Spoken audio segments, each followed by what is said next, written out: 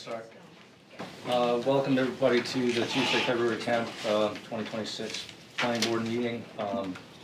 Agenda tonight is we have a public hearing for the CLUC amendments. We've got minutes of January 27th, 2026. No old business, new business. We've got sketch plan application for Peter Dyer, 206 Poland Corner Road, and formal shoreline zoning application for the Mahoney Family Trust on Upper Rang Pond. So I guess we're going to start with the public hearing, so if I could get a motion to start the public hearing, please. I'll make a motion that we start the public hearing at 6:31. Second. Discussion? All those in favor? And, excuse me, David, is a voting member tonight? Yep. There is, I'll notice. absolutely notice. You want to just lay it back to you guys, or? Sure. Okay. So the first one that we've titled Article X1 is just, because we don't have numbers yet for what things are, is just a change to remove the requirement for the Mylar in the drawings. It's just going to be a paper drawing following what the Androscoggin County Registry of Deeds requires. So makes life easier, so that's pretty simple. The second one is removing fabric covered shelters as a requirement for permit outside of the shoreline zone. It defines what a fabric covered shelter is, still has to meet setbacks and all of those pieces, and goes into the specifics of it. And then the last one is a request of the planning board to add expansion to greatest practical extent considerations. So that's a quick summary of those three. Are there any handouts for anybody in the Yep, audience? there are Oh, they handouts were. on that Okay. back. Thank you. Yep. It's sometimes kind of hard, if you're not. Yep, absolutely. All right, you want to go article by article? And Yeah, may as well just, okay, so Article X1 is basically, in the old days, people coming in with a site plan, subdivision, and so forth, had to produce a bunch of paper copies and a Mylar. We're striking the Mylar out because the registry doesn't need them anymore. So that's what that article is dealing with. You want to, anybody from the audience have any questions, concerns about that? Anything to bring up? Okay. The second one, as Sarah had mentioned, a lot of people now are using those canvas hoop huts, I guess, for lack of a better term, Quonset hut type of things. So in the past, you had to pull permits for that. You're not going to have to in the future if this passes, except for in shoreline zoning. But if you do put a fabric shelter on, it has to meet the setback requirements, just like any shed or any building in the zone that is in. Does anybody here wish to speak about that? Yep, Yeah, Anthony Mr. Leon. Holmes. Yep. So does that mean I can take a structure, frame something up? I have a roll of dryer felt at my house. I can go wrap around the structure and put a roof up and put it, as long as I meet the setback, I can have an ugly building like that my neighbor's going to object to. I don't think you can use felt, it's talking about, So is the materials defined? You said vinyl, canvas? this is a lightweight metal or wood. Canvas. Do you have a copy of it? I don't, I have it, but I'm just reading what you have. I was gonna say, there's copies in the back there if you wanna pull one. So, lightweight metal, wood frame enclosed with a flexible vinyl, canvas, or plastic cover. Tarp, plastic tarp, nylon dryer felt. I'm a little concerned about that. I don't want something, my neighbor's gonna put something up that's gonna look like God knows what. Mhm. And as long as it's within the definition of your plastic cover, there's a lot of things that meet that definition. I understand the Quonset huts, but should we be more specific about what we're defining? I don't know, am I missing the point, or is that? Did we change the wording of the materials? What's that? I didn't think we changed the wording of the No. materials. Oh, we haven't changed No, we anything. haven't No. changed anything. So the wording of the flexible vinyl, canvas, and plastic cover is what was in the, No, it's what we're adding. we're adding that? Yeah. Yeah, Okay, 'cause that's everything in what the I red is new. Okay. It's basically, if This is just pulling, so you don't have to pull a permit for it. Right. Correct. So you can build an ugly structure if you want anyways. If you pull a permit, it doesn't have to be pretty. Right. Correct. An ugly structure is an ugly structure. This is just pulling, saying that you do not have to pull a permit to build this type of structure. But I could build it today? It won't go into Without, law, with a permit, I need a permit today, tomorrow I don't. well, not tomorrow, July when 1st. this, June. July Until 1st. July Well, 1st, yeah, if it passes sorry. the town meeting. Right. Right. The town has to agree. It's loose. I think what John's saying now is your neighbor can do the same thing if he comes in and pulls a $25 permit. Mhm. So I don't see the semantic difference on anything other than the person's not gonna have to pull a permit. I can show you some semantic differences. It's, What's the setback now? 40 feet? Depends which zone you're in. Pardon me? Depends what zone you are in. Well, I'm Forest. Side setbacks are 40? 20 for accessory Oh, structures. okay, 20 feet 20 feet. for an How about accessory structure. village? What's that? How about a village zone? We'd have to look that up. Village 1, 2, 3, 4. What's that? There's Which village? Multiple village zones. right. I mean, village 1, 2, 3 would be 20. Village 4 is already 10. These are side setback you're talking about. I Yeah, thought this it is- used to be 40. For primary structures in most zones, Oh, you're talking about a shed? an accessory Yeah. structure. Oh, so you're saying the structure is typically installed on a gravel pad or existing ground and allowed for disassembly and relocation. So, okay, we're talking about two different things. I guess it's, to me, I can see what a neighbor's gonna throw up. You know, I mean, I can, stay within, as long as he's within the setbacks, I can be looking at something that's not too appealing. But that's not Quantity changing. Quantity one thing, I understand quantity. Right. It's not changing what something looks like. This is just saying that to do this, they don't have to pull a permit. They could do it. Right by now, pulling a permit just now, spend $25. Right, I'd rather have him pull a permit and then have it, would it be Well, reviewed, be here? on It wouldn't be record. reviewed here, he wouldn't, it's not, he'd just have to go get a permit. Shoreline zoning would be different, but Yeah, right, right.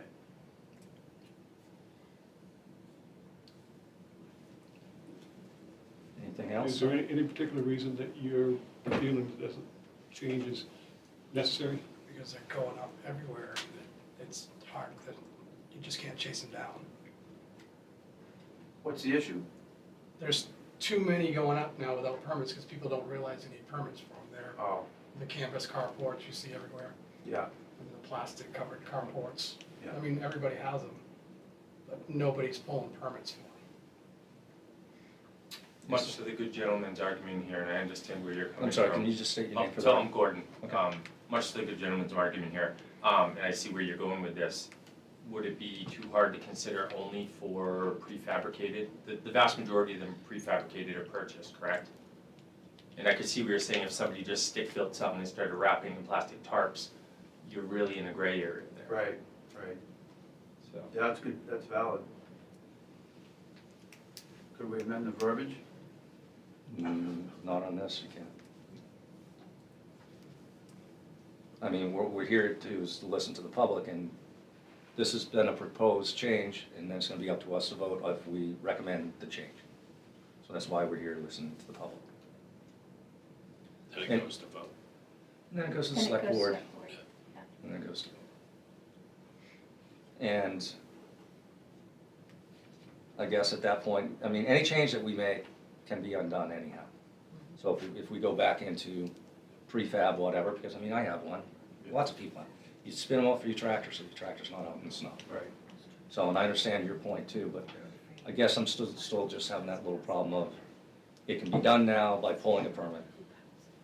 It's not gonna have to have a permit going forward, but the fact is, nothing changes that they could build something that's not to your liking, or to the neighbor's liking, so. Anybody else? And the last one is something Stuart can talk about if he really wanted to. It's dealing with how we deal with stuff in the shoreline zoning where you have non-conforming legal lots, where people are trying to make it bigger, and we had to change some of the rules so that if they wanted to expand in the same footprint where they exist right now, if they wanted to expand on that, we have the ability to set what we think is the best practical extent of moving it away 100 feet from the lake. So if somebody, we've had a couple in here, so we could talk about it. Come down a steep hill, you got a camp.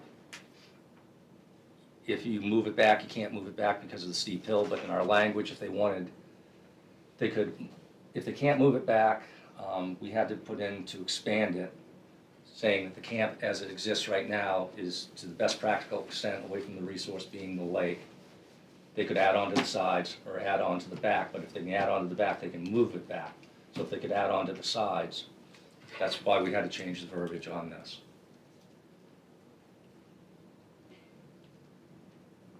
Because everybody knows, or not everybody knows, but anybody that's watched the planning board or gone to a lot of different places on the lakes. For today's purposes, if you want to build on a lake and it's not a non-conforming lot of record, you need 2 acres and 200 feet of waterfront. Good luck finding that. So a lot of these camps in Poland, believe it or not, have 50 feet of waterfront. Some of them have 100, and there's, obviously some that have a lot more than that. So in order to expand some of these smaller camps so they can get more square footage for, the family, we had to change this in 2 places to allow that to happen. So,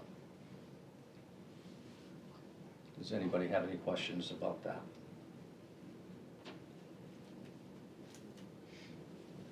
Going once, going twice.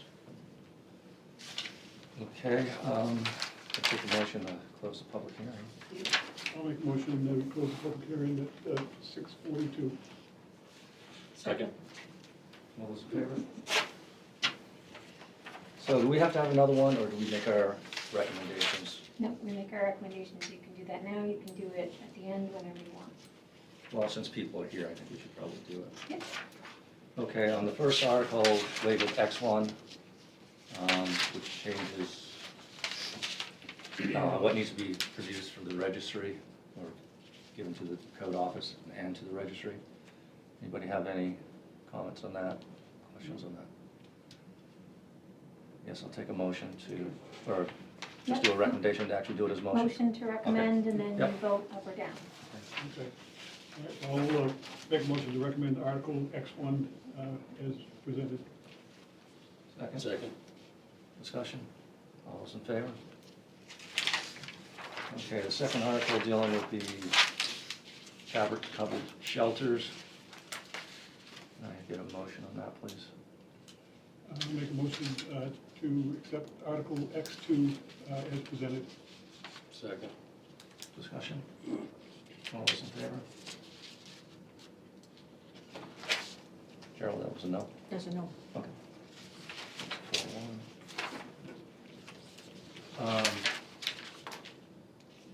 We'll get through the last one. Article X3 dealing with the expansion. I'll make a motion that Article X3 that we accept it as presented, the added verbiage. Second. Discussion? All those in favor? All right, just point of order on this. Since we're not going again to town meeting since we dissolved it, is there any way that we can put, 2 of these were unanimous and then one was 4-1, is there any way to put that on there? I have been told no, that So you've been it's told no by whom? by the manager and town manager and deputy town manager, All right, I'll speak to them about that then. that it is or it is not. You recommend it, it passes, or it doesn't, and that's how it goes on there. Which would be fine if, I'm not gonna bring it up with you, it's not your issue, I'll deal with the town manager on it. 'Cause Okay.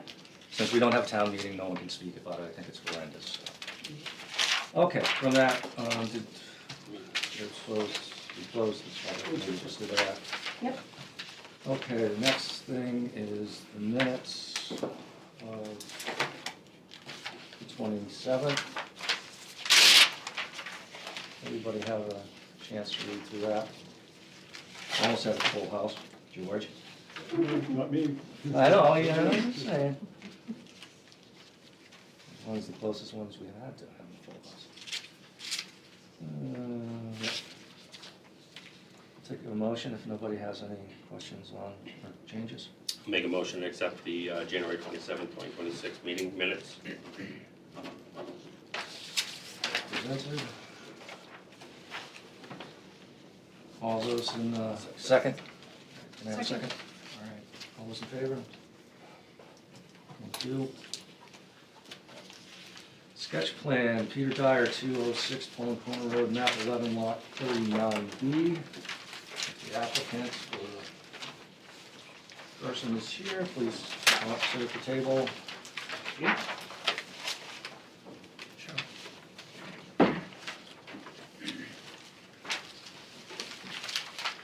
Good evening, my name is Sean Merck, I work for a firm called Flycatcher based in Yarmouth, and I'm here on behalf of the applicant for this project. Appreciate the opportunity to meet with you. My understanding is the sketch plan is an opportunity for you as the planning board to express to us your concerns, interests, things you want us paying attention to when we develop the application, but obviously this is your opportunity to ask us questions. I did bring extra copies, if there are people in the audience that would want to see.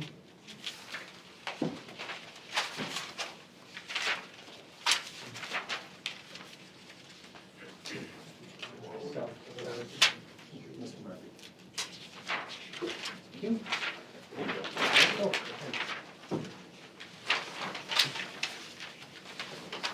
So this is a sub 1 megawatt AC project to be located in that back lot of the property. It's a fairly narrow property, and so you can see we designed this to be stretching back through there. There's some wetlands and a significant vernal pool that we're looking to minimize the impacts on in accordance with requirements by the Maine DEP. We don't anticipate the need for any federal permitting because we're not going to have any fill or discharge into wetlands. But we will require a Maine Natural Resource Protection Act permit, a stormwater permit by rule, and a Maine Solar Decommissioning Act permit.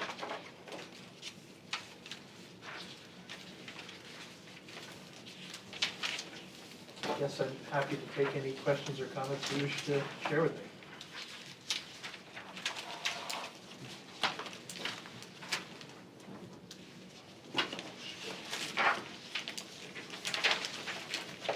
I drive that road all the time. That's three-phase power on that road? Yes.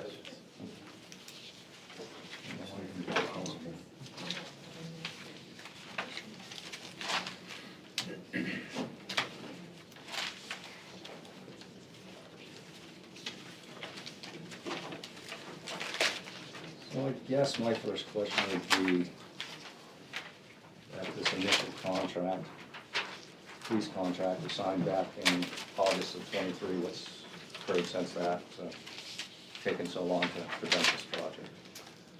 Like a lot of solar projects in the state of Maine, they had to go through their interconnection study, and it just takes longer than you think it's going to. The rules change way through, so that's primarily been the weight is making sure that we have a project that we can actually put onto the grid. Do you know where the substation that this would feed is? I do not.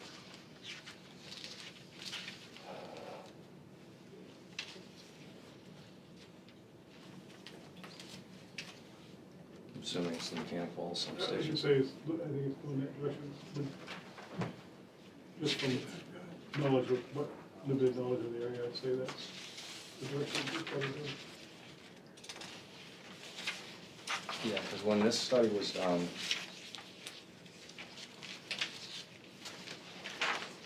on that, we had a study done because we were gonna do a solar farm that we backed out of. And there's already another solar farm under 1 megawatt also that's been approved. So so I don't know how that would work if they don't have, have the capacity, because they had the capacity to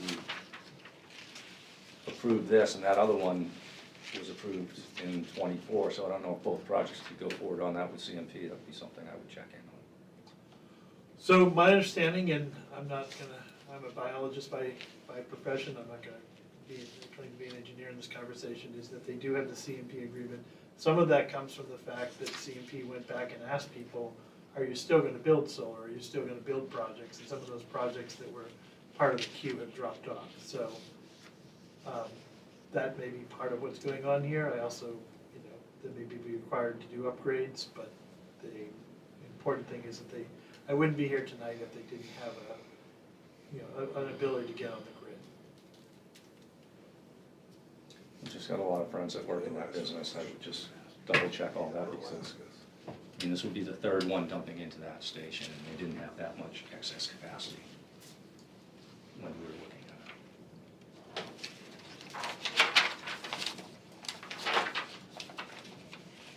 So at some point, there'll be a decommissioning plan presented to us as well. Yes. Part of the application will have the same application will go to the main DEP as part of their Solar Decommissioning Act permit. I'm assuming, based on the fact you have a solar ordinance, that you would want to be a co-obligee along with the main DEP on that.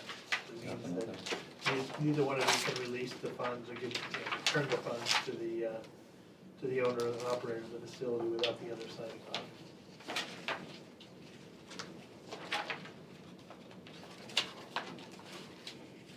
And then, I'll just have one other quick question. Everybody else can state their concerns. So obviously, this is not using the existing driveway. You're coming in basically on the boundary line, coming in with a hammerhead. Yep. If you-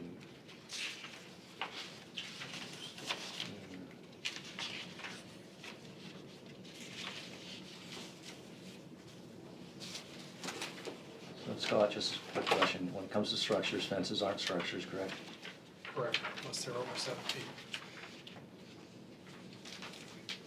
Isn't this going to be an 8-foot high fence?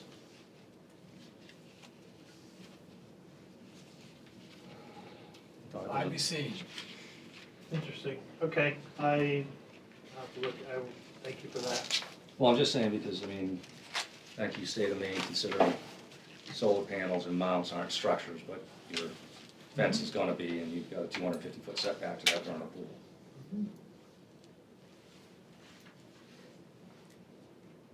Those are my quick questions. I have one though, with the number of abutting properties on this and the location of it being up in a high point of land, is there a visual impact assessment being made with this? That's a requirement for Yeah, so we have 15 feet worth of screening on that side of the property there. It's on the plans, and we'll look into doing the visual screening.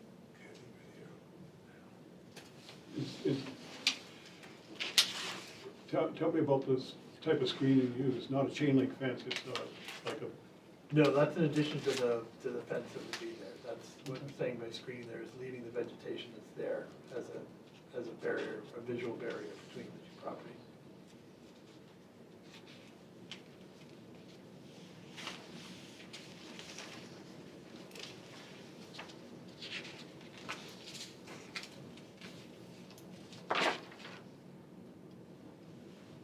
I don't remember reading this. Are these trackers, or do they just rotate?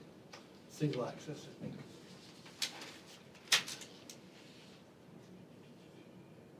Yeah, single access, fixed it.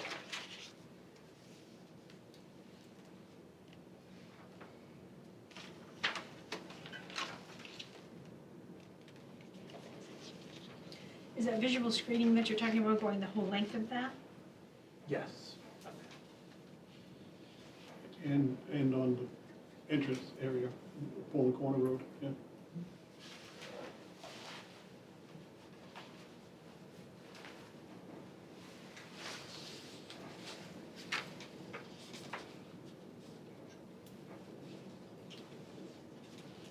And that's existing vegetation, or that's going to be brought in and planted vegetation?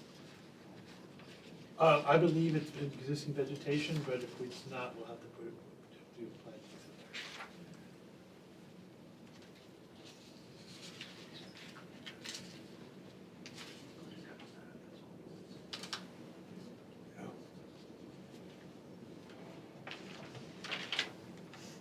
So the proposed clearing of vegetation is how many acres? Inside the fence line? 6.15.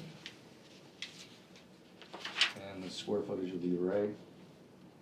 I don't know that offhand. Yeah, I don't know that offhand. There's a, in this particular case, there's not, there's space between the arrays, but there's not the sort of wider areas you've seen in probably some other solar facilities where they try to minimize the shading by creating large areas of closed trees, or cut Let's trees. see. It's just not. I guess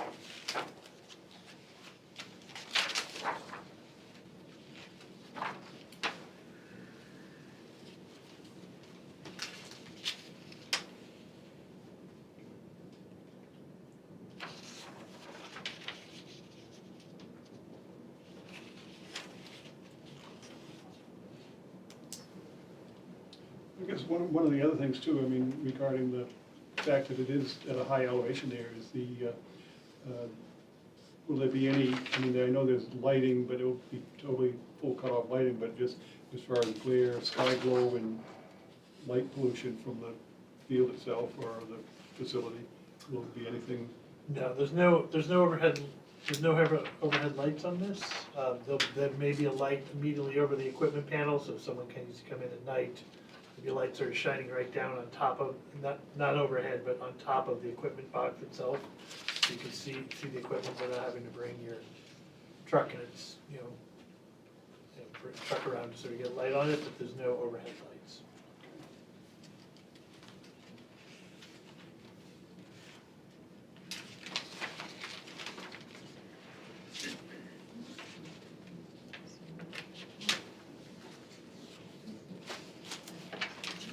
I didn't even look at the beginning, Scott. What is this? Rural residential two? 3. 3.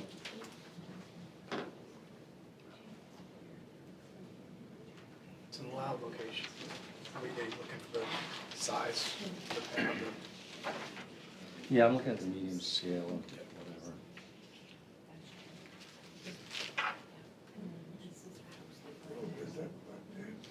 The surface coverage area goes back to the actual panels, bird's eye view. So I guess we would need a calculation on that.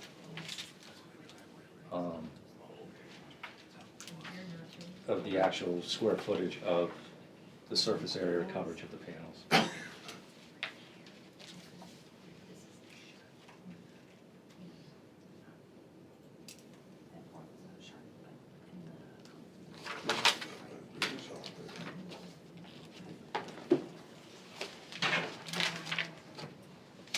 Anybody else here have any questions for them, or stuff to bring back, have them think about?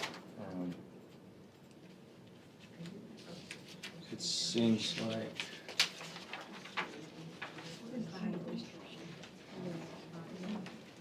It's 35 feet for a structure.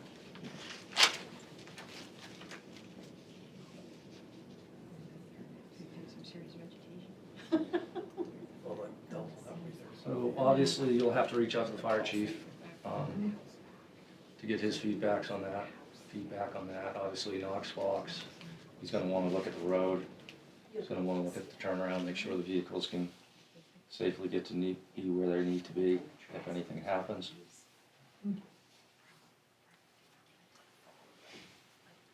That's pretty much everything I saw on this. Does anybody else here have any questions before we open it up to the public?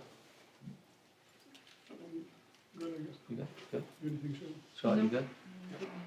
Okay. Anybody wish to speak on this? It seems like you're all neighbors. Dan? Yep.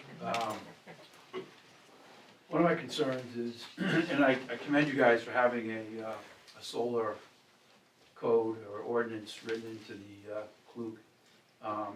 But my question is, net metering has changed over the years. Net metering's been revised a number of times to limit and slow down some of these solar developments. Well, now, I find that the use ordinance we have today is wide open to these guys that want to come in with a .99 megawatt and smaller solar complex. So we can park these anywhere as we want. If I have 10 acres, I can go put a 5-acre development, put solar panels right down my back property line. A guy who has a small farm could have 2 or 3 of these all around his house. We're wide open. So I'd like to know when we revised or implemented the land use ordinance, or the ordinance regarding solar sites, and if that was revised to keep up with the megawatt limits of solar complexes. So I believe for net metering, you're wide open to get into net metering today, .99 megawatts and below. And I believe, and tell me if I'm wrong, but this is where you're going with this. And my concern here is that we can put them everywhere, they're gonna show up. I would like to put a moratorium on this until we've had a chance to go back and review our land use, the land use ordinance, so we can take another look at these, because they're gonna be popping up. I don't know if anybody's here from the neighborhood. Yeah. There's lighting, I'm worried about the lighting, I'm across the street, a ways away. This is gonna be clear cut, this is all woods, I hunted there as a kid. It's all woods, it's gonna be clear cut for this development. One question I have is, do you have a interconnect approved with ISO New England in their queue? Is it approved, or is it still in works? So it's not with ISO New England, but we have an interconnection agreement with CMP. So you're selling the power to CMP? We're putting the power onto the grid for CMP. The power itself, my understanding, is a community solar, people can buy into it and buy the power. So CMP is the transmission owner, but the independent operator is ISO New England. So my understanding is ISO New England would have to review that, and you said it's in the queue. You talked about the queue. So there's a and larger only- queue, and we're just about to step beyond my area of expertise in terms of electrical knowledge here. Yeah, But what I can tell you is that it's on the ISO New England queue. It's not that ISO New England is approving a sub-megawatt AC solar project. They don't have nearly the staff. They rely on the utilities to say, this is a safe and reliable, source of energy to put onto the grid. but the system modeling is performed by ISO New England. That's what we Yes. do, because you mentioned Yes, that. but they're, CMP will not do ISO system modeling, so my concern is that, so that's a kind of great a side question, point, and what so- I'll do is I'll make sure that part of the reason for this, I think, is to provide the information that you all are bringing up here, to make sure that when we put an application forward, we address these sort of questions, so. Yep.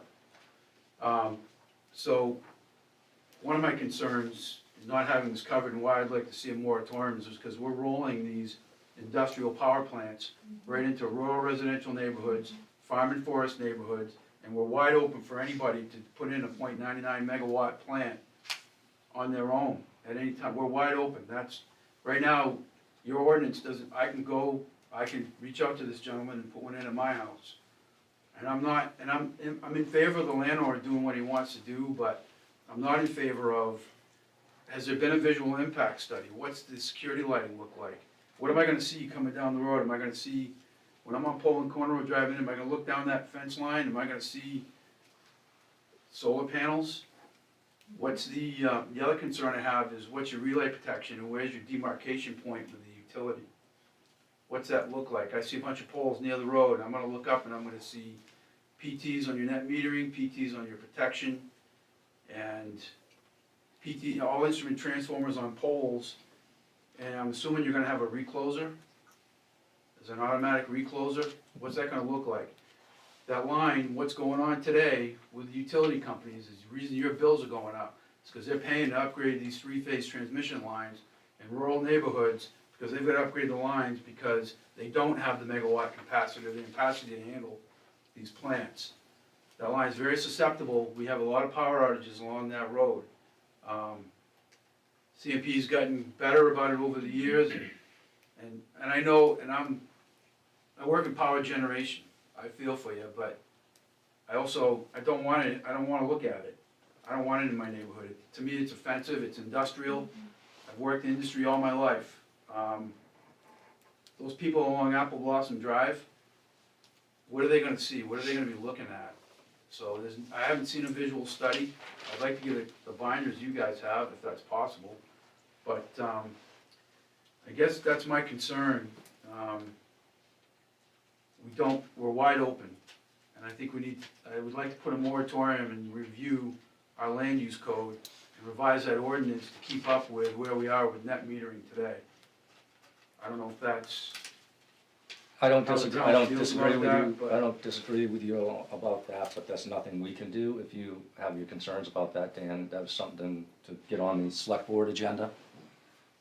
Of doing moratoriums, we have no authority to do that. I don't even know if the select Right. board did it.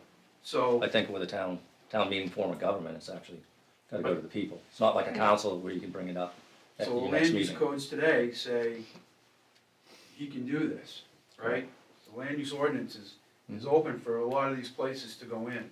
And that land use, that was developed to protect the farm owners, the rural residential people in the neighborhoods from this type of development. And we're just, like I said, I commend you for having the solar sites that in the ordinance, but right now I feel like we're wide open for these smaller facilities. And I'm very opposed to it. And you're right, you brought up, where's the power coming in? You know, I mean, I don't I think get it's, bumps all the time. I don't think it's up to CMP to have to upgrade their substations for hundreds of millions of dollars Well, to accept these farms. the way they put these applications in, CMP is stuck dealing with that. These are going in as small generation plants, they're free to do what they want. They're not paying for any line upgrades, we are. Right. It's coming back on us, so. Well, obviously, look at your power bill in the last 5 years. Yeah. You know exactly where all the money's going. Right, so there's impact to drainage, I live across the street. You're now clear cutting 6 acres of land, I think I heard him say, something to that effect. That water runs right down, that's a pit, that's a hole right down towards Apple Blossom Drive. That water comes right across the street in an underground trench into that fire pond. I don't know what that impact is. I think the water's just gonna run off, maybe there's little impact, I don't know if that's been looked at. The lighting is a concern of mine, I know he said there's just lighting. Service, when the guys come in to service the units or investigate, they probably have a light.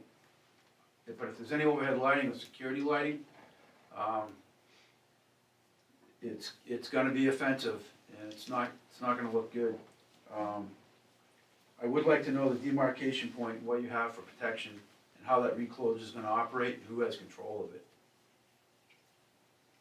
Is there, and I'm assuming there's a GSU, is that next to the road, or is that within the fenced-in area of the solar farm? I shouldn't call it a farm, there's nothing growing there, but. So, again, I'm not trying, I have concerns that our land use ordinance is open for these smaller facilities, and I think we need to stop it. Or at least, I don't wanna say stop it, but we should have some regulations around it. And consider the neighbors and the people that live there. It's an industrial looking environment, it's an industrial plant.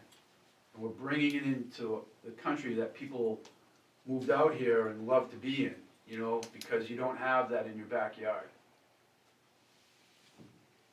Certainly doesn't agree with the comprehensive land use codes, the Comp plan. comp plan for the town, because that's one of the things is that they wanna see the town remain rural and have that rural look. Right. And so that's definitely is affecting that, put it that way. That's my concern, is that we won't have that unless we address it today and update the ordinance. Well, not split hairs, but that's what we're doing with the CLUC. No one has brought this up on the 3 plans that have come before us. Mhm. So nobody mentioned concerns on that, so we, So, and. And that's how we- I hate to that's stop how you, we- but how, so you've approved 3 of these? 3 have come before us. Have they been approved? 2 have been approved. Where are they going? 3 up. 3? So, and. Which ones? We got the one on, Route it's never 11. been built on,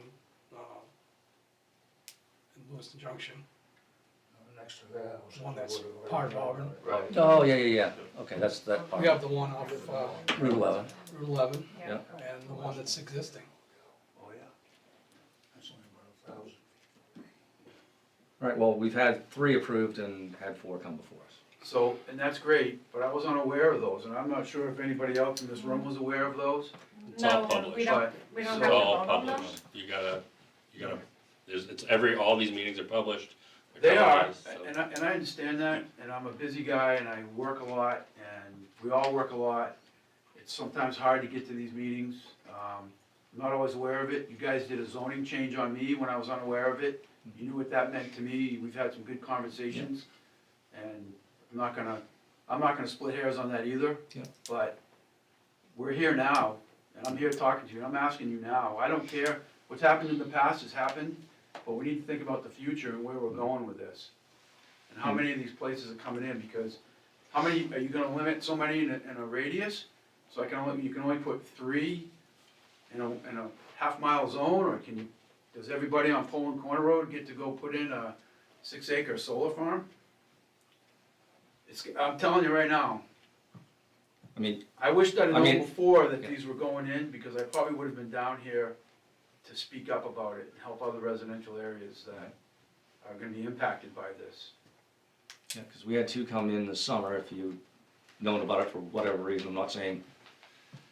It's not an excuse to be busy, we're all busy. I mean, to pull up the planning board minutes, I mean, the agenda on a phone takes 30 seconds. And I'm not saying it's up to you to do that, but if you're gonna complain about it, then yes, you have to look at this stuff. Well, I'm- I understand your zone, I understand your zone. And I will start monitoring. Right.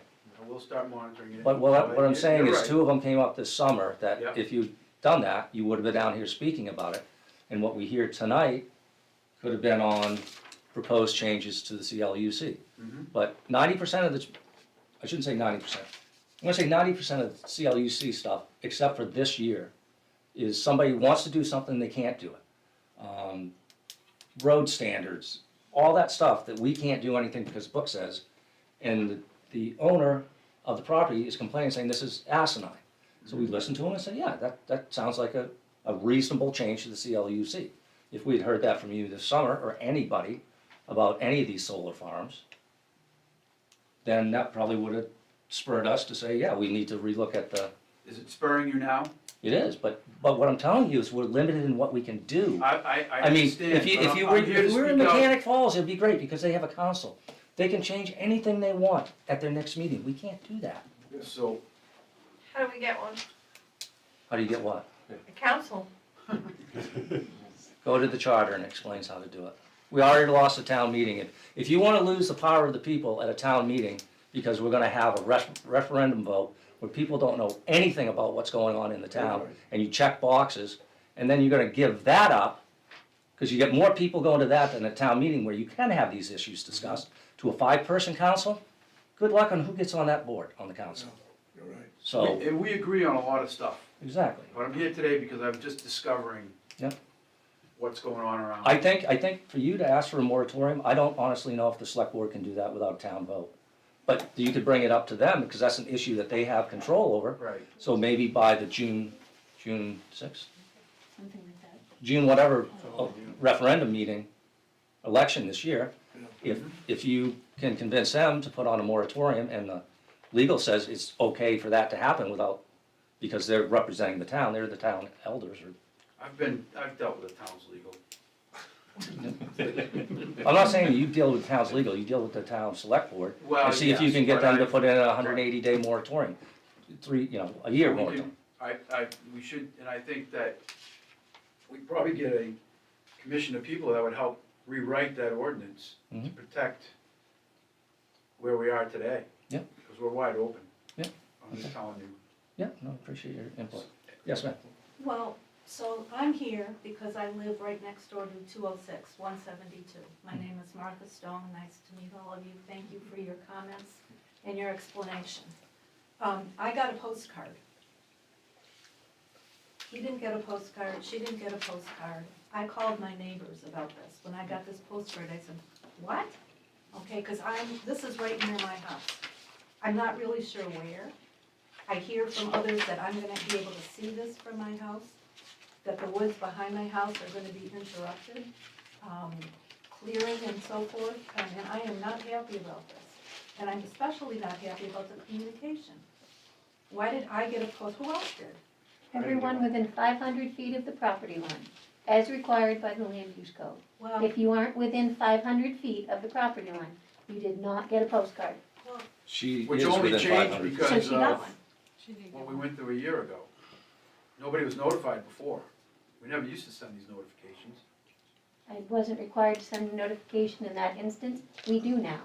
Right. But So for all of the things that come here, that, for sketch plans, for everything like that, Yeah. everyone within 500 feet, and I can show you the spreadsheet I have for the last 8 years. I send them out, everybody within So 500 there's feet. 21, there was I 21 abutters that were notified that were in the meeting. Pardon me? Right. There's 21 abutters that were notified. It's in the packet that we get. So what was your name? Martha Stone. Martha Stone, I'm yeah. right next door, correct? I mean, I'm trying to. You're on there. I know, but Yep. I'm trying to figure out where my house is in relation to this. I'm looking at this map, I can't really tell. I'd like more of an explanation to that. You want to know where your house is compared to the map? Yes, I do, and whether I'd be able to see this, whether it's gonna You- do you affect mine. Do you wish to have this? I can show it to you. I have this one. That's not gonna help you, that doesn't show the Yeah, it tax doesn't. map. So the parcel in question to do the solar farm is this piece here, which is this. Yes. Your parcel's a small parcel here, That's so, right. so you're a little bit, you're barely inside the 500 feet, but part of your land is, and you should get notified just like everybody on this page. So I'm gonna, this is gonna be a visual for me. I'm I- gonna see this. I don't know what is on the property here. With your neighbor, that's the White House? That's the White With the House, barn. right next door. Show me where the house is. Well, this is Yes. the White House next to you. Yes, With the right. barn and the driveway, so Right. how can you see over, I guess maybe you can see back this way. I How don't about know. back this way? Well, this is what they're gonna have to do, is produce a visual thing as well. Do you wanna keep this just for I yourself? do, thank you so much. Anybody else in the audience? Yes, sir. Has the town gone out there and actually looked at that land? I mean, there's vernal pools out there, That's right. that's part of a deer yard.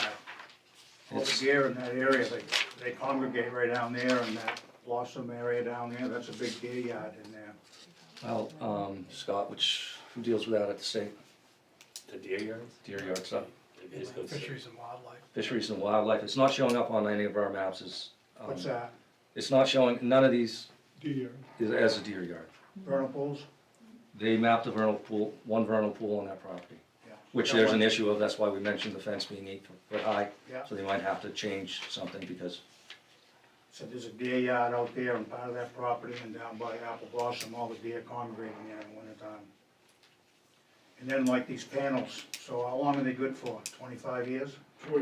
15 to most.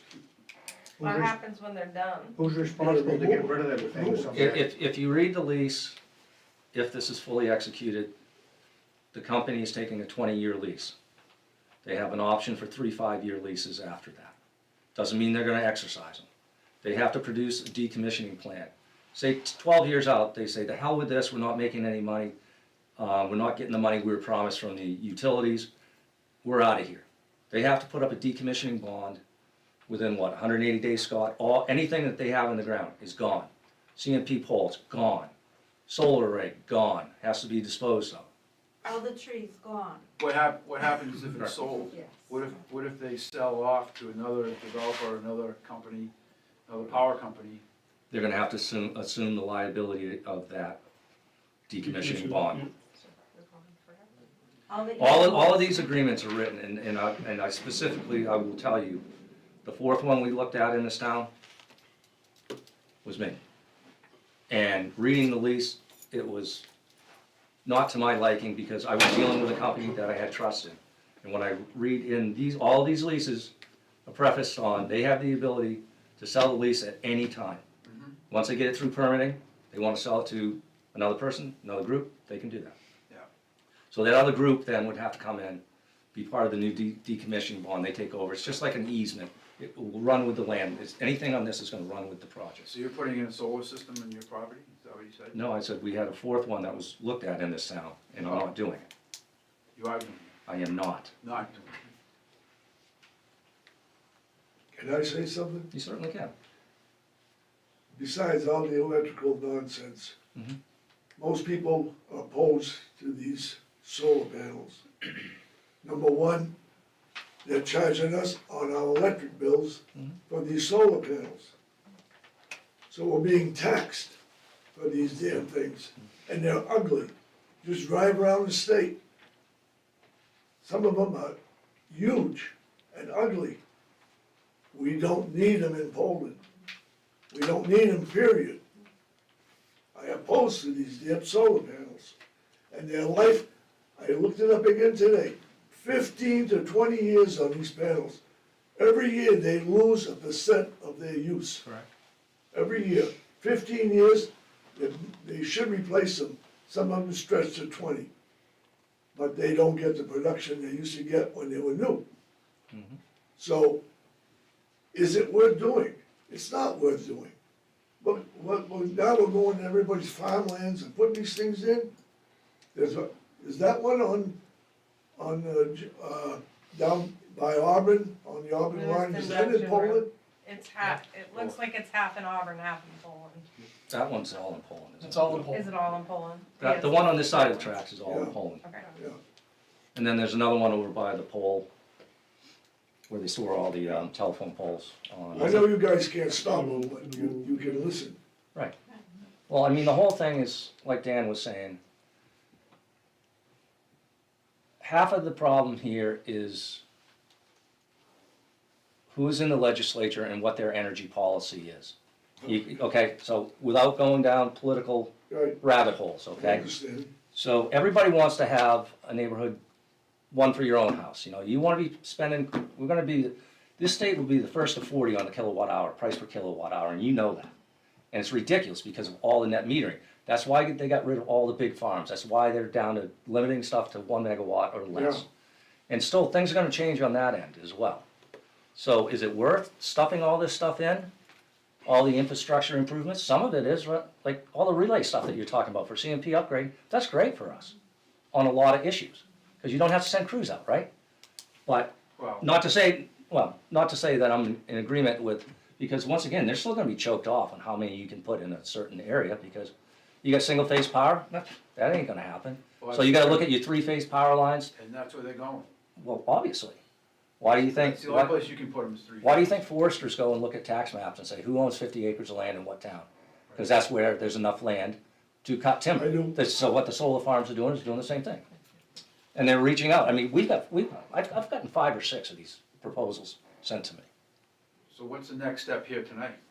Next step here tonight is this is the sketch plan, and we're gonna go through and say, did they provide us what we needed for the sketch plan? And they're gonna have to come back with more plans to answer questions and your questions and our questions and, visual displays and things of that nature. And getting back to your moratorium, I would reach out to, don't reach out to the clerks, reach out to either the town manager or the assistant town manager or deputy town manager, whatever she goes by, and reach out and say, how do you go about getting a moratorium on solar farms in this town? And is it possible for the select board to do that and get it on for the warrant article of when we vote on the old town meeting, which is now a vote, Right. on June, whatever it is, June, 6th, whatever. That's the way I would approach it, for the moratorium end. And then once there's a moratorium, we can start working on the changes, and then we'll bring it back up, just like what we did today for the changes in the code book. Right. So most likely, it's not gonna be able to stop this. No, I mean, anything that's, well, the only thing that's gonna be able to stop this is if it doesn't meet Code. the code of what's Correct. going on, and that could be visual, that could be Right. At some point, they might get feedback on this and saying, I mean, because if you look at, I don't know, did you get a copy of that? Yeah. You see on there the orange dash line at the very back of the property, that's a significant vernal pool setback, The circle. the circle, the Yeah. orange circle. So all those panels inside that can say, because solar panels aren't considered a structure, but the fence has to go. So, you know, there might be some things that they don't like about what they have to do, or feedback from us, or the, you know, maybe the, I don't know, fire chief has an issue, you know? But there are gonna be all these, questions that have to be answered before they're gonna get final approval, so. So our concerns will be filtered through you, is that what you're saying? No, we don't get paid any money, so. So basically, we can have concerns, but that's all that they are, because our concerns don't bear any weight when it comes to this, and it won't be voted on by the town whether or not we want these to keep popping up. Unless we do the moratorium. And then the You would have to- moratorium gets added in. I don't know how many more are gonna potentially come down through the pipeline, cause we, as I say, we had 4 over, I mean, the amount of ag land in this town by one family, down say off Empire, Yep, yep. between Dunn Road, Yeah, that would have been an ideal site for one of these huge Farmington size solar farms, and it didn't happen. So now you're limited to 1 megawatt, and the money's not in there like it was before, where the federal government was just flushing money down right. to get this stuff in there. So for the developer, they're not getting, because these developments used to, the developer would Money's develop still in it, there. they would They get get the money, and then they would sell the farm. So the developers were making a bootload of the money up front. They flipped the farm to somebody to be like buying a bond, Yeah. and you're getting this much of a spread. So the people on the back end weren't getting much. So now with it going down to the 1 megawatt, like you know, Right. the cost benefit to them is, it's not like the large farms, which are not going in anymore. So to answer your question, we listen to your concerns, he listens to your concerns, they do that, but if they follow the rules and the laws, there's nothing that we can do unless something comes up, like he said, the fire chief has an issue, they don't wanna do the fence because it's in the pool, they have to make those adjustments, so if they follow the CLUC and there's no issues, then there's no really stopping. So if we have a moratorium by town meeting, it doesn't stop this one. No. If it's approved, right? So Well- we're back to my neighbor can put up that ugly thing with all the tarps around it, and I can't say anything. You can, Yeah. you can say I what you mean, it's- want. I mean, I can, but I mean, nothing's gonna get done, like, I can complain about it, but You can burn it down.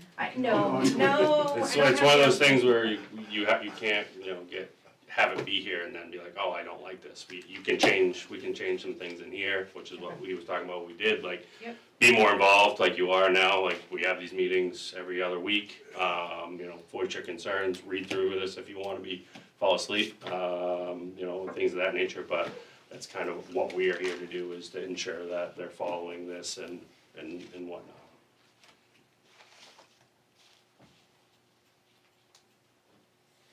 Questions?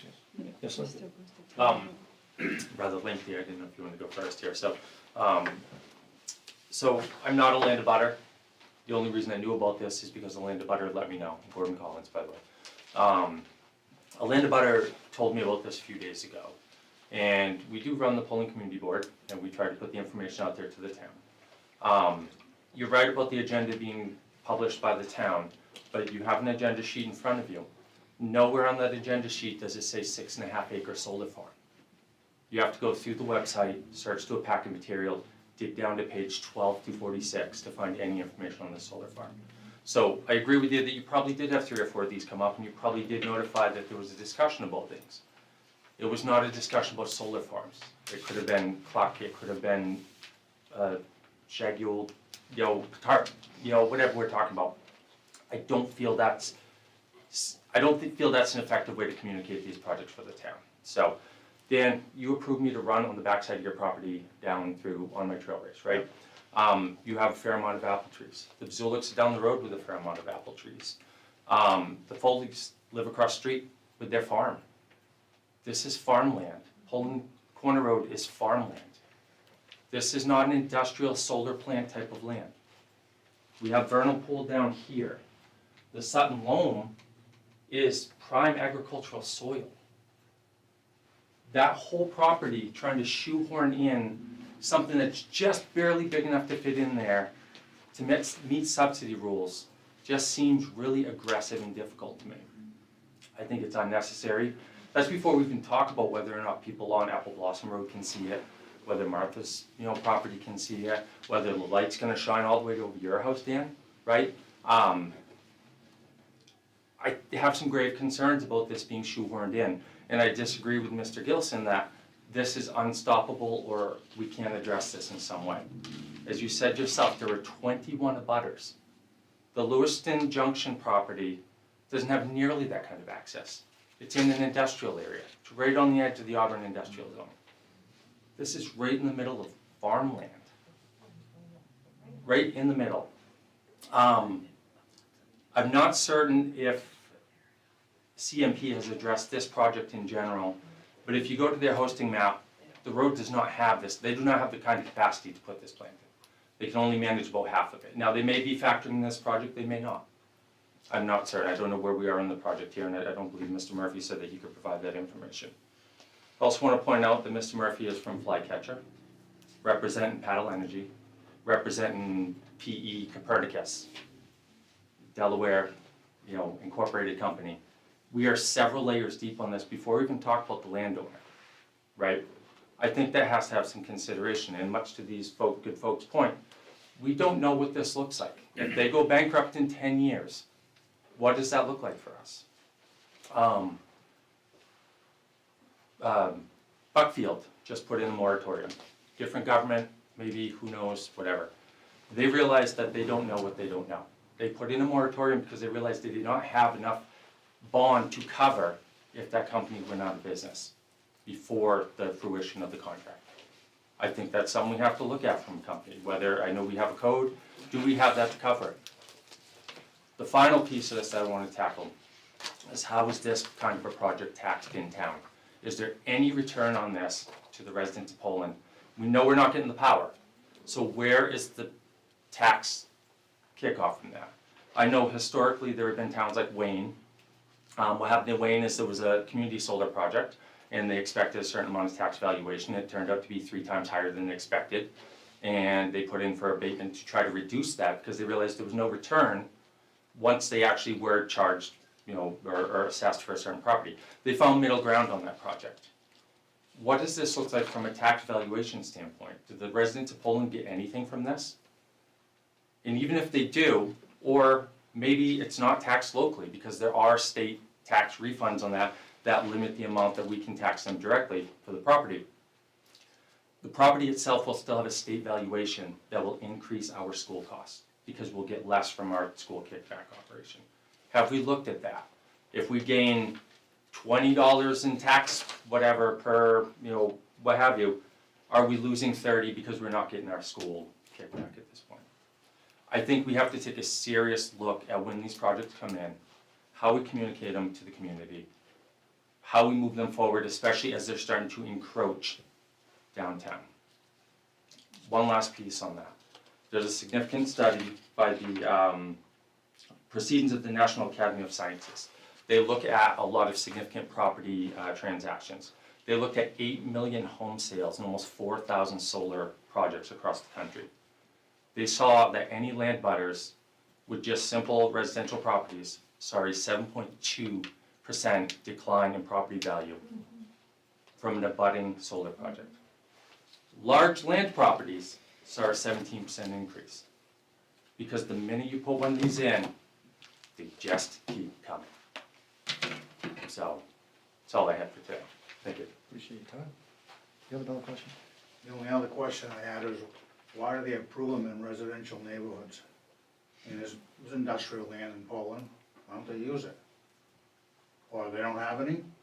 I mean, I don't know about anybody else, but I mean, you probably have an issue if they stuck it next to your house and you got neighbors all around, it's gonna impact you. And as far as lighting, I mean, the water thing over there, if there was ever a lot of water on that hill and you cut 6 acres of trees down, there's gonna be a lot more water, cause nothing's gonna catch it and keep it from popping. That's why they don't let you cut trees on the shore, they don't want you, all the erosion and all the ground movement moving around.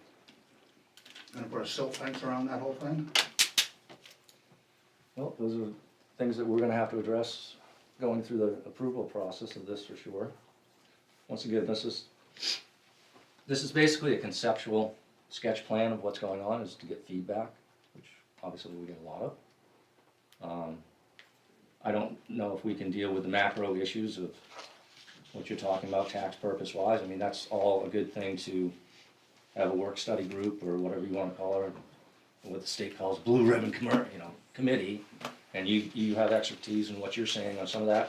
You would have a lot of expertise on the power end of things.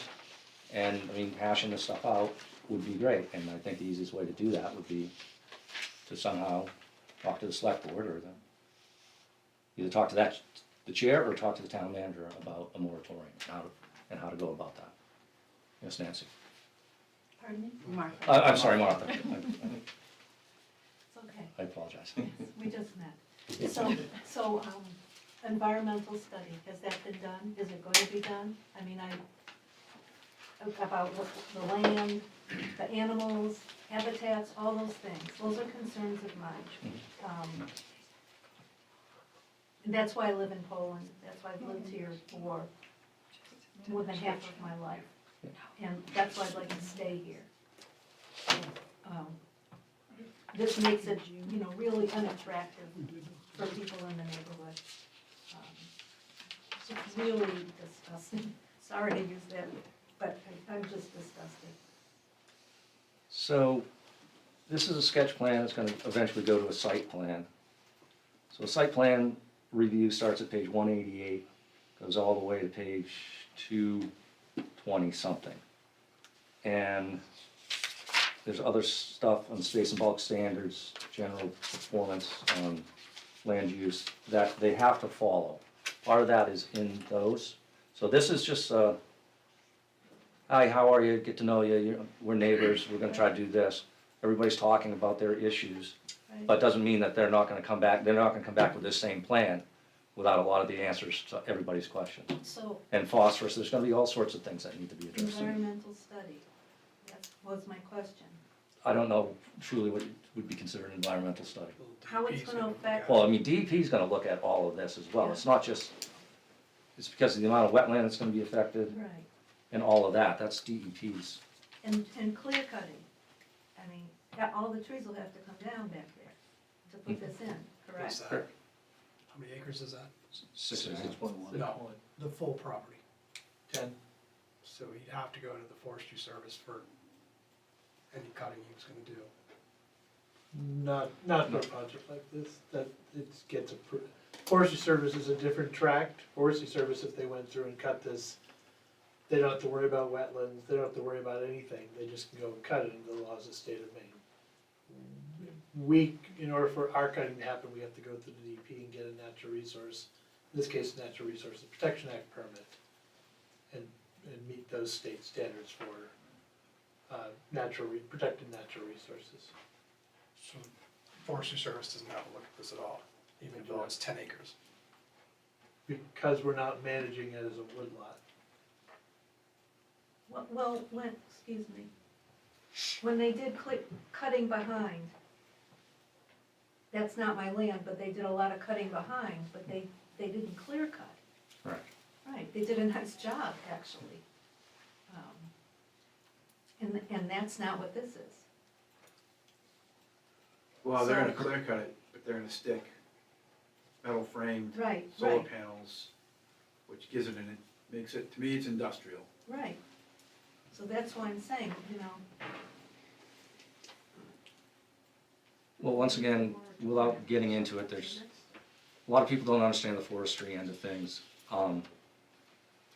Clear cutting is regulated in different ways in organized territories and unorganized territories. And a clear cut of this size, the Forest Service doesn't even look at it, honestly. too bad. Because this isn't being managed for timber resources. If you wanna think of the lot across from the Harkins old piece, which is now the Atwood Farm, that piece that got clear cut there, Yes. that 22 acre piece there, Yes. that was my piece. Mhm. Bought it in 2007, we managed it for timber harvesting for 7, 8 years. Decided I wanted to camp, sold it. Somebody else sold it, somebody else bought it, clear cut it, they were gonna put it into ag land for raising cows. Has that occurred? No, So, and they had a permit from the United States Forest Service for clear cutting. correct. It's So- it's still pretty messy in there. Yes, yeah. Yeah, I mean, all that required was, like you say, through Forest Service plus this secondary permit out of the state of Maine for a clear cut over 20 acres. I was wondering about that. So yes, there'll be a lot more eyes on this than just us. Third-party review for this town, which is Sebago Technics. They review all these plans as well, from civil engineering standpoints, wetland standpoints, phosphorus standpoints, water runoff. So we're gonna get comprehensive reports back from our third-party reviewer. DEP is gonna be looking at this as well, so it's not just us on the board that aren't experts in wetland delineation and, you know, sheet water flows. That's Did you good say to that, know. oh, sorry. That's Did all right. you say there's gonna be a visual impact study done on this? There's gonna have to be to prove that there's not gonna be any impact to, the neighbors on this. Is there gonna be a property value? Like he said, you live across the street from a solar farm. Your house that was once worth, for example, $300,000 is now only worth $125,000. Is that gonna be, is there a study gonna be taken into account for that, for everybody that lives around it? I don't believe so, no. No, No, they're gonna increase your taxes. And my value, it's just the lingo that is the money, that's all. and I did wanna say, I do appreciate that you guys do post them, but if it wasn't for Gordon and breaking it down, like I look at these, I go to all the school board meetings, I look at all the meetings, I had no idea what this meant. Mhm. He broke it down into this is what this means, this is what this means, this is what this means. This doesn't mean anything to those of us that don't know how to read it. So if we're, like he said, you have to go into section 35, page whatever. If you guys did bullet points like, we will be talking about solar farm, we will be talking about this, we will be, like, that would be helpful versus that, cause I don't speak that. Most of So us yes, don't. you may have had it on there last year, but for those of us that look at it, and if we don't live where we're necessarily getting a postcard that says you're invited to come to this meeting because something is happening directly in your vicinity, we're not gonna understand what that means and how that impacts us. Cause I would have been here had I known And I about think all that's, the other everything solar that's farms. in the agenda, the packet goes out the same day or the next day. So all this, everything that we're seeing now is available for you to view as well. But Where I- would we view that? That's in the planning section under packet materials. It's pretty hard to find. I went It's digging right around. in the bullet points on the planning section of the planning page. But I do agree that, I mean, to your point, a sketch plan could be, putting in the bakery next door. Sketch plan could be the guy that wanted to be, building docks across from the McDonald's, right? It just says sketch plan, map and lot. If this had said sketch plan, Peter Dyer, Hole Corner Road, solar farm application. That would be clearer to you, so you wouldn't have to scroll down, and that's basically what you're saying. Well, like, you have to dig to find what it is. Okay, well, what is this? Now, all right, now I gotta go to this page, now you go down here, I gotta find this. Like, does this directly impact me? Like, if he wants to build a shed on his property, that doesn't necessarily affect me, and I may not wanna come here and say anything. Like, the people built a house across the street from me. Their house was half up before I got a postcard in the mail telling me they were building something. I already knew they were building something. Like, so, but I did not know that there was a planning board meeting because again, like I said, their house was already half up before I got a postcard telling me about it. So, like, it's hard to know when you see these things like, is this a courtesy, hey, they're already doing it, we're just sending this out, or, hey, this is something you can come and say, this probably isn't a great idea? You wouldn't see residential homes at this Yeah. planning board. Well, All residential homes are through our office, unless it's something in shoreline. And the butter notifications get set out the day or the next day after they pay for the permit. What happens to them on the way to you, I have no idea. We have a lot of them that come back. We can't control what happens once they leave here. Well, it looks like they go for a moratorium. yes, sir. It's like out behind my land, I'm probably 1,000 feet from there, but all that land out behind there is all in conservation. It was the Davis farm or whatever, they can't sell it, it's in trust of some kind, and they only can take the marketable wood off it. Well, I wanted to cut up some stuff down, but he told me they didn't like clear cuts because it's gonna blow his trees down. Now, if they take all the trees down, is that gonna impact that guy's land if it borders it, which I don't know if it does, but if it does, it's pretty damn close. I mean, if they're gonna take every tree down over there, if the wind's blowing that direction, he's got no protection for his trees. That's right, the windfall. But all behind me, that's all in conservation, cause I tried to buy land, you can't buy a stick of it, cause it's locked up. Is that by the railroad tracks? No, top of the hill. Yeah. Across from Well, trailers. I don't know what to say other than, you're not gonna get another, they will get another notification for the formal site plan. So, when they come back with stuff from the discussions we've had here, third-party reviewer is gonna go through it ourselves, DEP's gonna go through it. They're gonna get all the information about that, which means that they're gonna have to go back, revise plans, do whatever. Just keep an eye on the agendas. Well, keep an eye on the agendas if you don't live within 500 feet of this. If you do live within 500 feet, you will get another notification when they come in for the formal site plan. And there's a description on there that says that it's a solar plan. And what size? That's what it said on this abutter notification. On the postcard you're saying? Correct. Yeah. I But know. not on the public notice. Right. Oh. No, I don't put it on the agenda. I Okay. don't do bullet points. Okay. It's up to you to go in, to call, to come in. We're open. I'll happily answer your questions. See, my problem is, you may not recognize that, and I understand what you're saying, it's probably hard to put a lot of information out there, but it would be nice to see a little more detail. Then you know what are we talking about?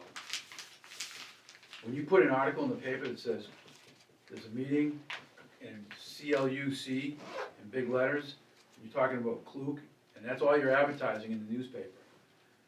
Well, people are gonna look at that and go, what's Klug? Actually, I Well, spelled it out as comprehensive land use code. Correct, but in the newspaper ads that you put out, it says CLUC. And that's it, there's no details, nobody knows what that is, how that impacts you. And And then then you gotta go dig it up, and you're right, Yeah, it is you- upon it's- us. and we it's gotta on do our Facebook, research. it's on the agenda board out here. If you want a copy of it, I'll happily give it to you. All you have to do is call, come in, email, send me a letter.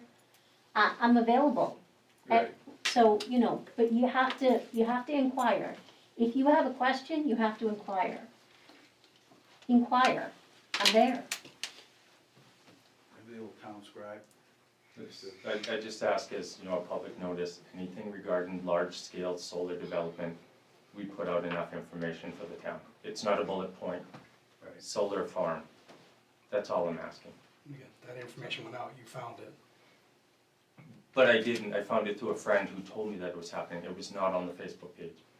So The you have agenda- to, The packing material is always out there for everybody to look at. you have to click on the agenda on the page, and then you have to click to another page and click on the side to find the packet material. Right. It's in 3 separate locations. Yep, agendas and packing materials. are The different agenda's pages, over here, packing material's over here, they're not on the same Right. page. But they're so- all there on the page. And So- we never got one call on this. Nobody called us. So you're talking about this review process, about how long does it take for this review process? He has to produce more data. Depends how much money he gets paid, not us how quick he's gonna turn it around, I have no idea. I mean, we have applications, Two or three of these you said, so what's typical timelines?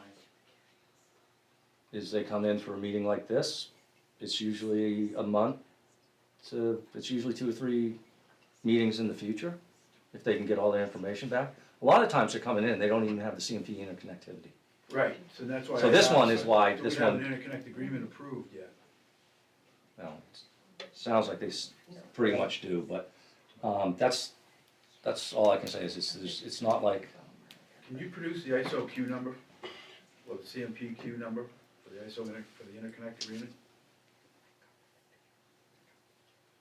I'd like to have that this week if possible. Yeah, so, I mean, the purpose of this meeting from our perspective is to hear your input, to hear the things that you wanna make sure that we talk about within the application.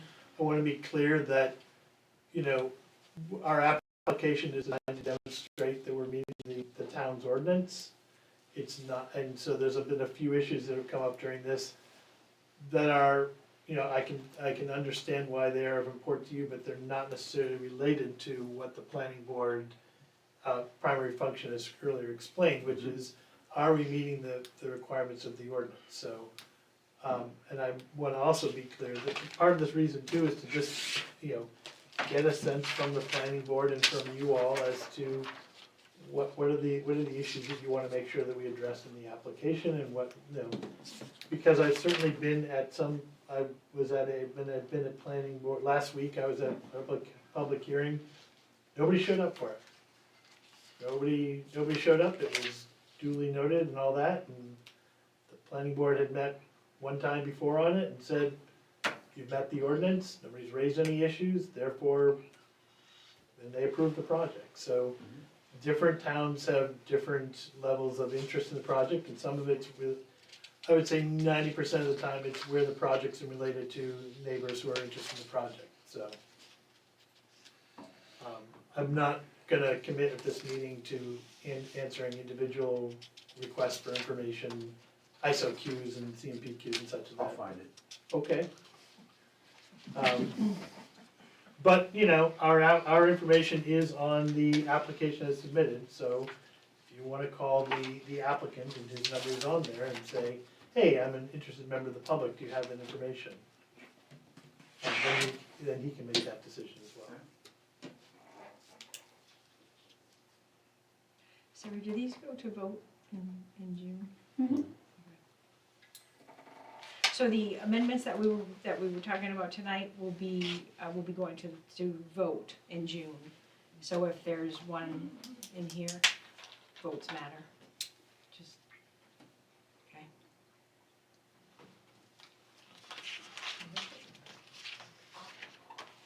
say that again? Guess I didn't follow Yeah. that.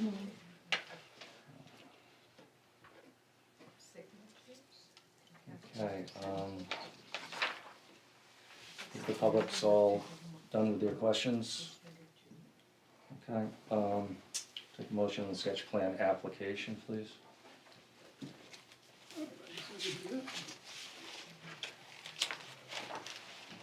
Make a motion to approve the sketch plan application for Peter Dyer, 206 Holland Corner Road, map 11, lot 39B. Second, I'll second it. any discussion?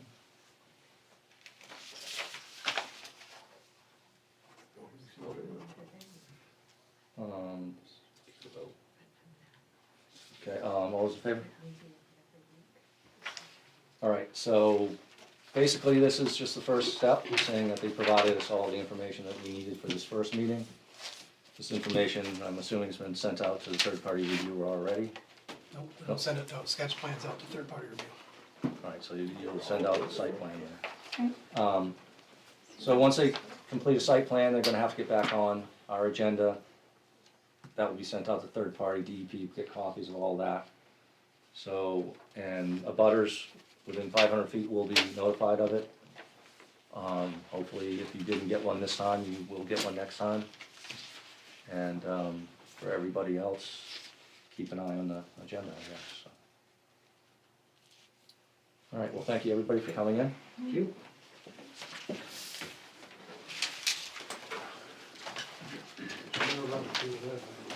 You know where Apple Blossom Drive is? Yeah. I'm right across from Apple Blossom Drive. My driveway goes near the house, it's about 1,000 feet. Can't see it very well. I've driven down that road, so. Okay, Stuart, I've driven down that you road all set? more than 50 years. Wow, I okay. found Bob in 72, I used to know Sam,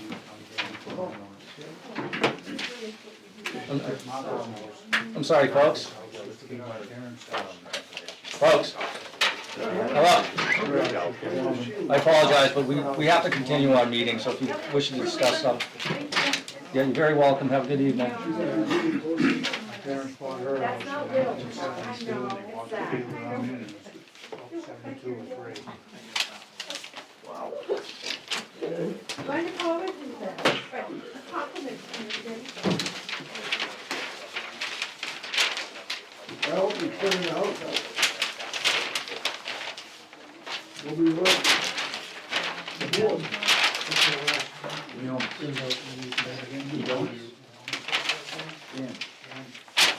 half deaf, I don't hear anything. I'm moving my work restricted at 41 here. I don't hear about that. Set. You thought they were all here for you, huh? Yeah, I was hoping. You look tired already. Yeah, yeah, it's been a long day, long week already, it's only Tuesday.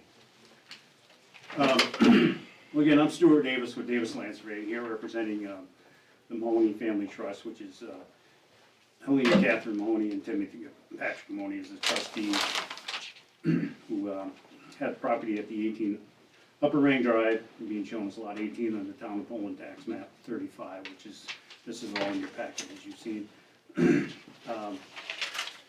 Property contains about 17,229 square feet, 150 feet of frontage on Upper Ring Drive, 178 feet on the shore, and is all located in limited residential. The total existing pervious area is 2,835 square feet, or 16.5%.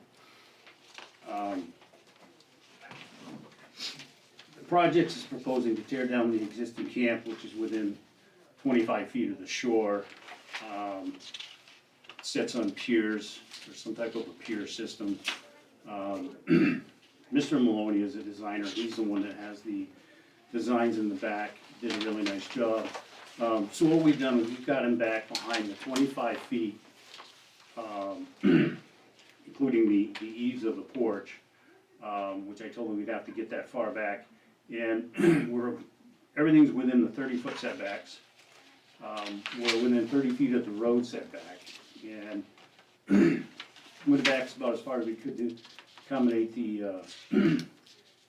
the addition to the septic system. The septic system that's there now is shared with the Mellow property next door. It's a combined system for both camps.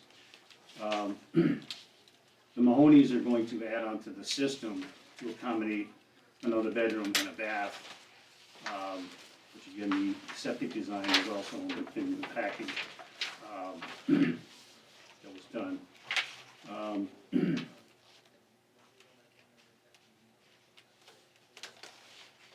The other thing they're going to be doing is there was a, like an 8x10 platform down in front next to the old camp. That's gonna get moved up back and turn it, and they're gonna replace it with a shed at some point. But they're gonna move it from the front of the property to the back within the setbacks, and he'll come in and talk with Scott about that at some point. I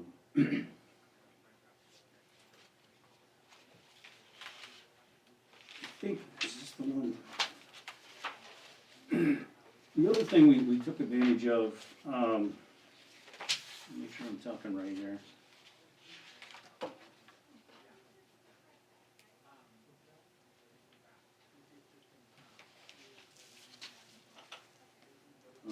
That's enough, I'm getting ahead of myself on that part. But based on the profile, the existing roof height was at 19.2. And they're going up, yeah, okay, this is the one, in the ordinance. I think Debbie put that in here. There is an allowance in a section of the ordinance that allows the the roof height to go up an additional 3 feet. Thought that was on there, the section.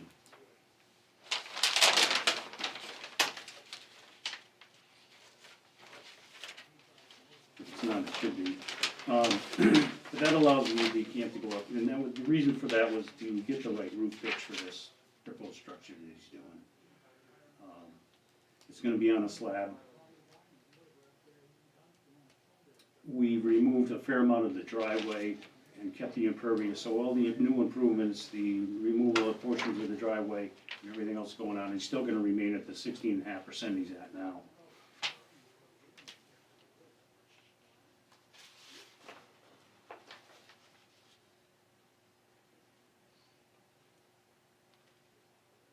They will be drilling a new well down near the shore where the existing well is now, and they're gonna decommission that well.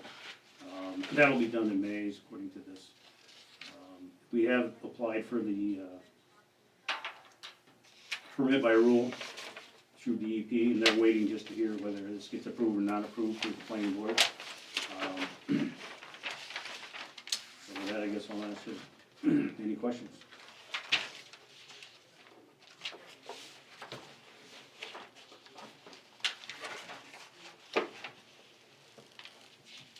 What's the flow design on a 5-bedroom? How many gallons? It's 540, It's what? 540. Why is this designed at 4? Which one's that? Is that the old one or the new proposed one? This is the one where it says single-family dwelling unit, number of bedrooms, it says 2 going to 3. Right, Next because to it's the- shared, they have, each system has a shared, they have, this one was designed for just 2 bedrooms, no laundry facilities for each camp. So they're installing a Fuji Clean system Okay. that will allow them to go to 3 bedrooms with laundry facilities. On their, that would account for their side of it. So the new system should account for all those bedrooms in total flow. So it should be 5 bedrooms. Well, I'm just looking at the permit information where it says disposal system deserves, check, single-family dwelling unit, number of bedrooms, 2 going to 3. And then number 3 is checked, saying shared with neighbor, 2-bedroom camp without laundry. Right. And it's saying the design flows based on 417 gallons a day, which seems low to me. It might be because the design flow for the other side is low, because of no laundry facility is allowed. But I thought you, You'd have to look at the original, the original, there was, I don't know if, did you supply the original, sir? No, no, we didn't. The original design flow per day, I think they went down to 50 gallons per day, because there was no laundry facilities. this isn't my expertise, it's just, No.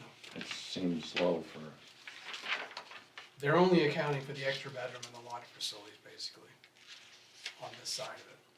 The other side stays the same, and I'd have to have the other system in front of me to look at it. But there was a reduction, I think it's a 20% reduction for no laundry facilities. just as long as the numbers work out here, so that's all I care about. I've already sent it to the state to look at.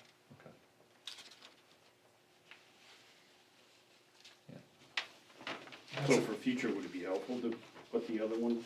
Yeah, if there's a question, if there's a shared system like this, we probably should have another one.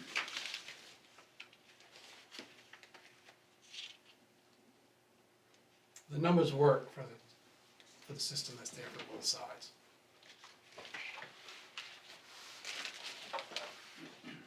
All right, I'm not gonna beat the dead horse, but if this was being made into a 5-bedroom from a 2-bedroom, the numbers don't work.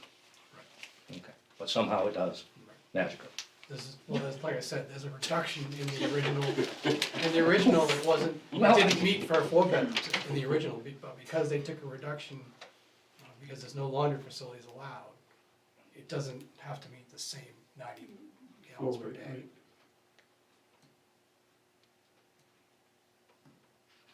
Yeah, Okay. 5 times 9 is 450, it's not 560, so, Okay. well, it's 450 they have to meet.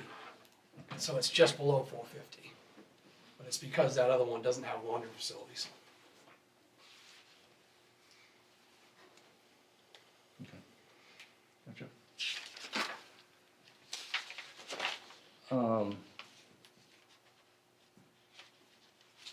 Speaking of that, is there something we need in writing, this being a shared system, if something, you know what's the bed, is it shared between the two owners, and somebody doesn't wanna pay for something, we're gonna have So there is a, easement, I mean, one has a deed easement in it, the other one doesn't. but that's just a, And at the I tank. think when they put that in, I don't think they even thought it was on that side of the property. Well, From the all this original- stuff went up a ring. Yeah, from the original HH 200, I think it was supposed to be all on the other property. Half of these, their sheds are in the wrong spots and, Yeah. yeah. So is that something that needs to be? I told him for his protection, he probably should get something in writing from at least the next door neighbor. Right, Because it doesn't say in his deed that he claims there's something that he has that shows it, but it doesn't show a deed. The other side shows that it's a shared system that's shared with the property next door. well, I guess we're trying to save the resource. You got two people complaining, who's gonna pay the most money to fix whatever? Well, they're putting in But they're adding on, they're gonna be checking all this stuff to be. that Fujifilm is not cheap, so I assume they will be making sure that gets maintained. I mean, that it basically comes out drinking water by the time it's done. Yeah. As he's taking a sip, Maybe in your faucet, not mine. comes right into the Poland Spring. No, we did a system down in Cumberland. when we were I've playing never there. seen one in residential, I've only seen them in, Well, the people were from Norway, and they split their gray water from their effluent, and it's the same thing, it's filtered like incredibly, that's 99 point whatever % pure as it comes out. The only thing Like you I- say, I don't know if I'd be the guinea pigs, sucking it out. No, that's all I had was the septic stuff on that. Anybody else here see anything? on- the well's gonna have to go back behind the 25, the new well. It looks like it's in front of it now. It's hard to tell. Yeah, that's right. Yeah, The other one. Yeah, the old well was within the 25. But any new well has to go behind the 25. It looks like they got plenty of room to slide it back if they have to. Yes. Yeah, cause they're taking that out. yeah, that's where that platform is. Yeah. Doesn't a well driller have the advantage, or say the advantage, but the capability of getting something closer to the water? They can get it closer to the system, they can't get closer to the water. the water. Okay.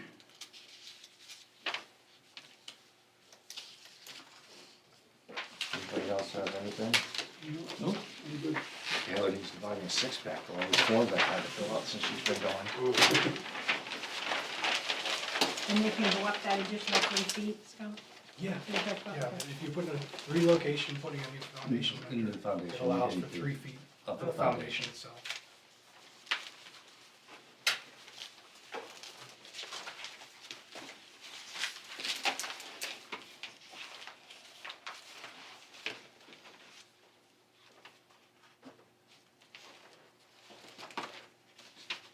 Yeah, that was a provision that Mr. Mahoney actually brought up that we never. You've put it on there before. Yeah, Yep. Yeah, maybe Debbie didn't, I didn't know anything about it. yeah, that's when you do the foundation, you only have 3 feet of foundation stick up above. Yeah, so no, that was a good catch on his part, because it certainly helped him. He was trying to maintain the 19 to 20 feet, and they were having difficulties getting his pitches to work. So once he discovered that 3 feet, it made a big difference for what he was doing.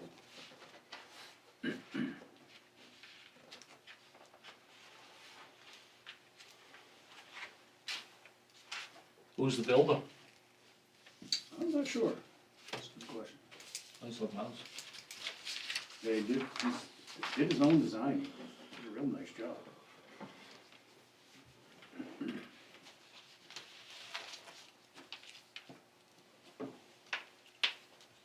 Is there any clearing going on down here?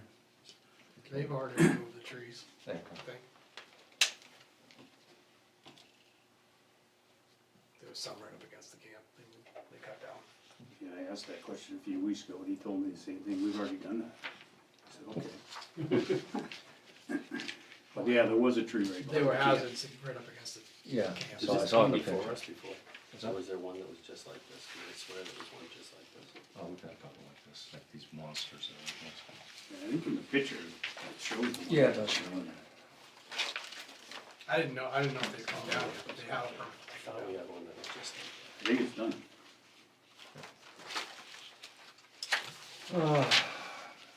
Can I get anybody else questions? No. We're good. How about approval of the checklist, please?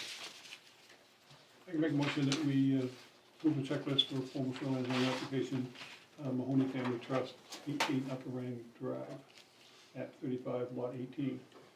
Second? Second it? Discussion? All those in favor? Motion on the formal shoreline zoning application, please? I make a motion that we approve formal shoreline zoning application, Mahoney Family Trust, 18 Upper Rang Drive, map 35 lot 14, with the no sidewalk and no public hearing, and as presented. Second, please?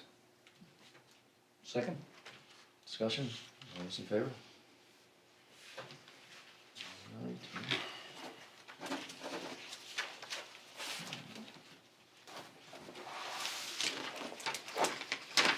You usually sign the phosphorus, right, Scott? I just had one weird question, Stuart. It's a real small, narrow lot, is that like a common lot, this lot 19? Is that like a common lot for people on the lake? You looking to buy it? No, I was just wondering.